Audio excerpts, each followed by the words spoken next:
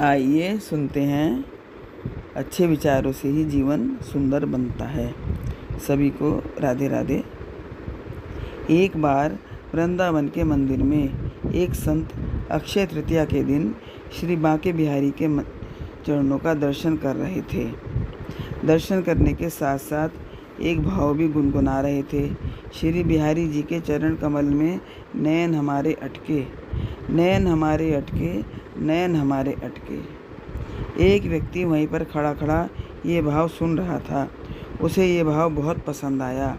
इस भाव को गुनगुनाते हुए घर पहुंचा। उसकी आंखें बंद थीं।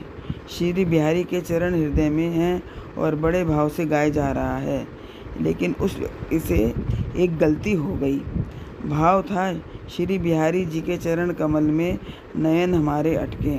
उसने गुनगुनाया, श्री बिहारी जी के नयन कमल में चरण हमारे अटके।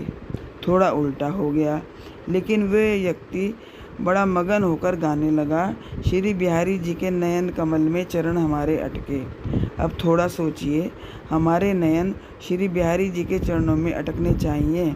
हमारा ध्यान श्री बिहारी जी के चरणों में होना चाहिए, क्योंकि भगवान के चरण कमल बहुत ही प्यारे हैं।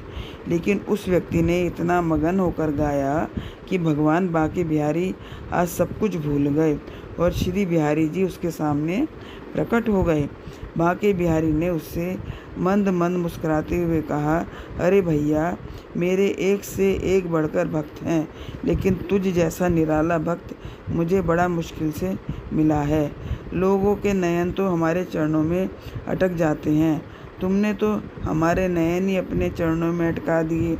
वो व्यक्ति समझ में नहीं आया उस व्यक्ति की समझ में नहीं आया कि क्या हो रहा है। आज भगवान ने उसे साक्षात दर्शन दे दिए। फिर अपनी भूल का एहसास भी हुआ। मैंने भगवान के नयनों को अपने चरणों में अटकने के लिए कहा, लेकिन उसे समझ आया भगवान तो केवल भाव के भूखे हैं। अगर मुझसे कोई गलती होती तो भगवान मुझे दर्शन देने नहीं आते। मेरे भाव पे आज भगवान रीझ गए हैं। ऐसा सोचकर वह भगवान के प्रेम में खूब रोया और उसने साक्षात भगवान को, भगवान की कृपा को बरसते हुए देखा। धन्य हैं ऐसे भक्त और भगवान। भगवान के चरणों में मन लगा लें बस, और भगवान के चरण हमारे दुखों का हरण करते हैं। बड़ी प्यारी कहानी की। भगवान आपको स्वस्थ रखें, खुश रखें। इसी प्रार्थना के साथ फिर मिलते हैं। राधे राधे।